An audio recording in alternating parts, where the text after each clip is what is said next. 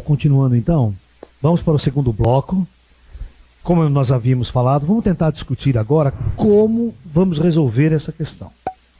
Bom, em primeiro lugar, como nós estamos num poço muito profundo, no atual momento planetário, é muito difícil enxergar uma solução no final do túnel, né? A maioria das pessoas estão procurando e não acham, né? E conversando com o plano espiritual, conversando com os espíritos, né? A situação é basicamente a seguinte: virá uma transformação planetária. Ela vai vir, de um jeito ou de outro. Ou a humanidade escolhendo o caminho do conflito, o caminho de ir para uma guerra, que é o que a gente menos deseja. A gente tem trabalhado muito para que isso não aconteça. O plano espiritual tem trabalhado muito para que não se repita o que aconteceu na Atlântida, que eles escolheram o caminho da guerra. E a gente está tentando escolher o caminho da autoconsciência, do homem despertar, do despertar da humanidade. Mas esse despertar da humanidade não vai acontecer se não houver uma interferência externa. O ser humano está tão enfrunhado nessa couraça que eu desenhei para vocês, ele está tão enfrunhado que ele não tem uma capacidade para sair desse buraco sozinho. Tá? Se não acontecer essas interferências, se não acontecer, não sai do buraco. Por exemplo, sabe por que vocês estão aqui? Porque eles interferiram na minha vida. Vocês estão entendendo? Olha onde nós estamos chegando. Eles deram o contato para mim, fizeram uma interferência, me prepararam para eu estar aqui falando isso para vocês. Isso já é uma interferência externa. E se eu não tivesse essa interferência? Eu estaria no mesmo buraco que vocês. Entendeu? Então o fato de eu acordar, o fato de eu viver uma experiência espiritual, viver uma experiência com os extraterrestres para ter uma consciência mais ampla, fazer um upgrade no kardecismo, a gente fala, né? E a gente tentar entender o que acontece nas dimensões mais superiores do plano espiritual, não ficar só com a historinha do umbral o tempo todo, né? Que aí a gente já está cansado de saber também, né? O cara morre, vai para um umbral, ele é o mesmo idiota quando ele está aqui vivo, né? Não muda muito a situação. Então a gente tem que entender, né? Como no filme Nosso Lar, o filme Nosso Lar mostrou uma coisa muito interessante, mostrou a saída. O cara estava no umbral, estava naquela puta desgraça, pior do que... Mas tem uma saída, né? A saída é você procurar a luz e ser levado para uma dimensão mais condizente, que é a cidade do Nosso Lar, onde o André Luiz foi tratado dos seus males físicos, porque o corpo astral ainda é um corpo físico. Ele tem deficiências, ele fica doente, ele sofre desequilíbrios. Por isso que tem hospital no plano astral. Então o indivíduo é tratado, tem a parte psicológica também que precisa ser tratada, porque ele vai com a couraça. Você tem que entender que quando o espírito morre, ele leva a couraça psíquica dele. Não é uma questão só do corpo físico. Então, tem que ter toda uma mudança de doutrina, uma mudança de filosofia de vida, uma mudança de consciência. Isso demanda tempo no plano espiritual. Para o espírito acordar, até chegar o momento de ele começar a confrontar vidas anteriores. Você não pode confrontar vidas anteriores já de cara que o cara morre. Ele já está levando tudo uma carga emocional dessa vida aqui que ele precisa trabalhar. Se trazer a anterior, piora mais a situação. Então, primeiro os caras preparam o indivíduo, né, após a morte, depois desse tempo. Quando ele está maduro nessas questões, aí ele começa a trazer coisa de vida passada. Ele está maduro para aceitar, para entender, para vivenciar. Então, o filme Nosso Lar mostrou uma outra realidade, mostrou uma cidade avançada, sofisticada, alta tecnologia, existindo na época que aqui era Idade da Pedra, praticamente, começo, né, depois da Primeira Guerra Mundial.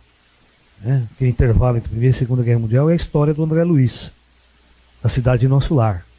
Tá? Então, o fato do plano astral colocarem médiuns como Chico Xavier, médiuns como Zé Arigó, é uma interferência, é uma preparação para chegar à Era da Luz, para tirar o homem dessas trevas e a superfície dessas trevas espiritual. Que a igreja não resolveu o problema. Ela está 2000 anos aí, a merda continua a mesma, então não há uma solução. Então não pode se dizer que a igreja foi revolucionária. Ela não foi, ela atrapalhou a humanidade em muitos dos casos. Atrapalhou a ciência, atrapalhou muita coisa. Porque ela não tem conhecimento, ela não tem sabedoria real do que acontece nos planos superiores. E quando ela não tem consciência da reencarnação, nada, ela não tem o que ensinar. Ela vai ensinar o que para as pessoas? Ela só pode ensinar uma coisa que a gente chama de comportamental. Você tem que ser bonzinho, você tem que fazer o bem, certo? Essa é uma filosofia comportamental. Que Cristo falou para você ser bom, né? Vamos desenvolver o amor. Tudo bem, não tem nada errado. Mas e o conhecimento? E a sabedoria real? Sabedoria real vem com contato com os espíritos, com contato com as dimensões avançadas. Após. Então, vamos tentar discutir isso aqui. Vamos tentar colocar. Quando a gente coloca na luz, as ideias ficam mais claras. Tá? Então nós tínhamos o quê? Um homem velho. Este homem velho é tudo que nós falamos na módulo anterior. Ok? O homem velho é aquele homem totalmente dentro da couraça dele, construído ao longo dos milênios. Está aqui o cara lá dentro, nas trevas profundas, solitário. Um homem aqui, o maior sentimento que ele vive é a solidão. Ele não consegue sair dessa solidão. Ele pode arrumar uma namorada, um namorado, mas o dia que ele ficar doente, ele vai sozinho para o hospital. Não leva ninguém com ele. E o dia que ele for para o caixão, ele vai sozinho também, do ponto de vista, né? Tá? Bom, agora nós vamos falar de um homem novo. De um homem novo que eu chamo Nova Era. Nós estamos aqui falando de Nova Era, o homem da Nova Era. O que nós temos que fazer? A primeira coisa que nós temos que fazer é explodir essa couraça. Nós temos que liberar o homem dessa prisão kármica, prisão corpórea, prisão kármica. E para isso, temos duas coisas aqui que nós temos que entender. Ele precisa de ajuda externa. Se não tiver ajuda externa, a humanidade não sai do buraco, e o comando planetário sabe disso. O comando planetário, o plano espiritual sabe disso. Que as nossas trevas é tão grande que se eles não interferirem, nós não saímos do buraco. Então, após a Segunda Guerra Mundial, quando acabou a Segunda Guerra Mundial, as duas bombas atômicas explodiram, o plano astral falou assim, agora fudeu. Né? Ou seja, ou a gente toma uma atitude, ou a gente tenta mudar os planos, porque eles, o comando, fazem reuniões constantes. De tempos em tempos eles reúnem um conclave, corpo, o que nós vamos fazer, como é que nós vamos decidir, o que nós vamos rolar. E em 1947, após a Segunda Guerra Mundial, teve um conclave nas estrelas. E a discussão era, se nós não interferirmos, não dá 30 anos, o homem vai para a Terceira Guerra Mundial e vai para o holocausto total planetário. É o apocalipse planetário. A civilização entra em extinção. Esse era o prognóstico. Repeteco da Atlântida. Então o comando falou, não vamos repetir Atlântida. Nós vamos dar um jeito de não repetir Atlântida. Embora o projeto seja semelhante e tal, o homem nas trevas, a lei do karma, mas nós vamos dar um jeito. E aí, esse pessoal, o plano superior resolveu intervir. Ok? Mas uma intervenção bem direta mesmo. Né? Desse lado aqui, então, do nosso cronograma aqui, essa intervenção veio com os UFOs. Aparição em massa de disco voador no planeta. Todos vocês que pesquisaram o assunto sabem disso. Uma aparição em massa a partir de 47 de disco voador no mundo inteiro, abduzindo, fazendo o diabo, raptando pessoas, né? O disco voador estava em Washington, cara. Eles invadiam a cidade de Washington, assim, com radar, cidade com holofote, tratando de disco voador. Era uma coisa. Vocês não têm noção como que a invasão ufológica naquela época foi forte. Não tinha como negar que não existia. As autoridades não conseguiam esconder. Embora a autoridade sempre negou, mas não tinha publicamente como esconder, porque eles entravam nas grandes cidades, faziam evoluções, pousavam, faziam o diabo. Aqui na cidade de Limeira, Tem o pouso de uma nave praticamente quase que dentro da cidade, com barca no solo, tudo, vocês não têm noção. Em 92. Que é o caso Limeira, que a gente discute numa das minhas palestras aí, que a gente colocou na internet. Bom, por um outro lado, após todo o movimento ufológico, que é um movimento de acordar a humanidade, tá? Olha, vocês não estão sós. Olha, existe uma inteligência superior aí. As estrelas estão chegando até vocês. Vocês vão ter que dar um jeito de mudar a sua visão de mundo. E esses seres que estão chegando são poderosíssimos. Mesmo que olhado por uma ótica material, que é a ótica dos governos, a ótica do homem comum, né, a ótica do russo, ele vai olhar o ET como um astronauta vindo de outro planeta, certo? Essa é a visão que eles têm. Eles têm uma visão espiritual do ET.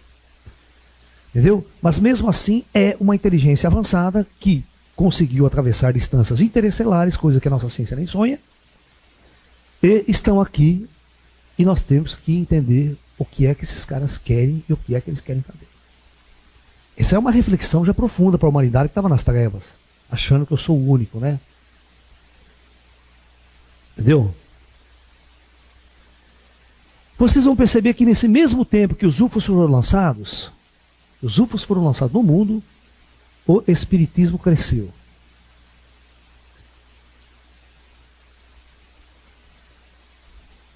Para romper com os elos da Igreja Católica. E ela veio para bater de frente com a Igreja Católica, tá? O espiritismo, ele foi, os médiuns foram abertos, os médiuns foram encarnados, Chico Xavier foi encarnado no Brasil, projetado. A programação projetou a encarnação do Chico. O Zé Arigó foi outro cara projetado para afrontar a ciência. Presta atenção, 2 caras do Brasil vieram com a seguinte intenção. Você vê que eles não, o movimento espírita não está na Europa, não está nos Estados Unidos, não está na Rússia, está no Brasil. Esse é um privilégio do Brasil. Os americanos, os europeus, os caras de fora não sabem o que é espiritualismo, eles não sabem o que nós estamos falando aqui. Eles não têm a mínima noção do que nós estamos conversando aqui. Um grande cientista chegou num congresso em São Paulo e falou: eu não sei o que acontece na vida após a morte. Mas eu sei. Nós sabemos, qualquer centro espírita sabe aqui. Sabe? Ele mostrou uma puta de uma ignorância de uma coisa que nós aqui é comum. Aí conversa com o espírito todo dia, durante a semana, é comum. Nós sabe quem. Eu tenho mais amigo morto do que vivo? Não, eu tenho mais amigo morto do que vivo. Se você ver meu ciclo de amizade diária, meu ciclo, eu devo ter umas 10 pessoas. Que eu convivo, eu estou sempre batendo papo. São amigos, vamos assim dizer. Mas espiritualmente eu tenho mais de 100. Porque o tempo todo eu estou dialogando, conversando, ET que vem, entra no meu quarto. Então eu falo, eu tenho mais amigo morto do que vivo. Então a minha realidade de viver nesse mundo é muito estranha. Eu sou uma pessoa estranha. Quem convive muito perto comigo, eu tento esconder, sabe? Eu tento ser normal. Mas às vezes não dá para ser normal. Não, mas eu tento porque as pessoas não se afastam de mim. Aí as pessoas se afastam de mim mesmo, meus amigos mais íntimos, mas se afastar. Tá louco, interna. Fica falando sozinho o tempo todo. Né? Então vocês têm que entender que o espiritismo ele entrou no Brasil com um único objetivo: dar uma abertura e romper com a Igreja Católica. A Igreja Católica não fazia nada, e as descendentes da Igreja Católica, que são todas as igrejas que também não fazem nada, não têm conhecimento, elas não têm conhecimento, não têm informação.